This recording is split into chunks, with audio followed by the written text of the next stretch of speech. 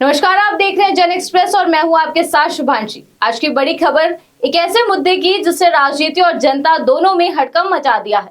आज की खबर देश की सुरक्षा सीमाओं और अवैध घुसपैठ से जुड़ी हुई है, जहां एक बड़ा खुलासा और उससे भी बड़ा एक्शन सामने आया है और साथ ही एक सवाल कि क्या भारत में अवैध रूप से रह रहे विदेशी नागरिकों के दिन गिनती के रह गए हैं?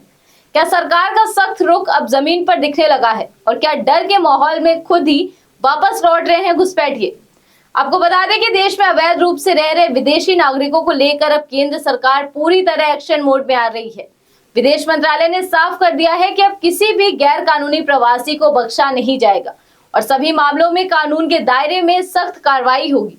दरअसल भारत सरकार ने एक बड़ा कदम उठाते हुए 2680 से ज्यादा संदिग्ध बांग्लादेशी नागरिकों की सूची बांग्लादेश को सौंप दी है। इस सूची का मकसद इन लोगों की राष्ट्रीयता की आधिकारिक पुष्टि कराना है ताकि सत्यापन के बाद इन्हें वापस उनके देश भेजा जा सके।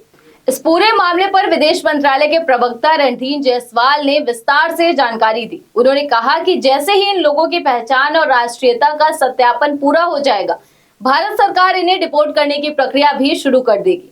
सबसे चौंकाने वाली बात यह है कि इन मामलों में से कई ऐसे हैं जिनका सत्यापन पिछले 5 साल या उससे भी ज्यादा समय से लंबित पड़ा हुआ है, यानी लंबे समय से ये लोग भारत में बिना किसी वैध दस्तावेज के रह रहे थे। लेकिन अब हालात तेजी से बदलते नजर आ रहे हैं। पश्चिम बंगाल के उत्तर 24 परगना जिले से एक बड़ी तस्वीर सामने आई है, जहां अंतर्राष्ट्रीय सीमा के पास हाकिमपुर चेकपोस्ट पर अचानक भारी भीड़ जमा हो गई। ये भीड़ किसी प्रदर्शन या विरोध की नहीं, बल्कि उन लोगों की है जो अब खुद भारत छोड़कर वापस जाना चाहते हैं। सूत्रों के मुताबिक ये वही अवैध बांग्लादेशी प्रवासी हैं जो पिछले कई सालों से राज्य में रह रहे थे, लेकिन अब सरकार की सख्त नीति और संभावित कार्यवाही के डर से स्वेच्छा से वापस लौटने लगे हैं। इस पूरे घटनाक्रम ने कई बड़े सवाल खड़े कर दिए हैं। क्या ये सिर्फ एक शुरुआत है?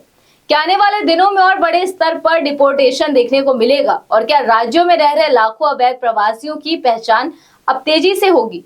विशेषज्ञों की माने तो भारत और बांग्लादेश के बीच पहले से ही प्रत्यर्पण और वापसी को लेकर द्विपक्षीय समझौते मौजूद हैं। ऐसे में अगर बांग्लादेश की तरफ से जल्द सत्यापन होता है तो बड़ी संख्या में लोगों की वापसी संभव हो सकती है।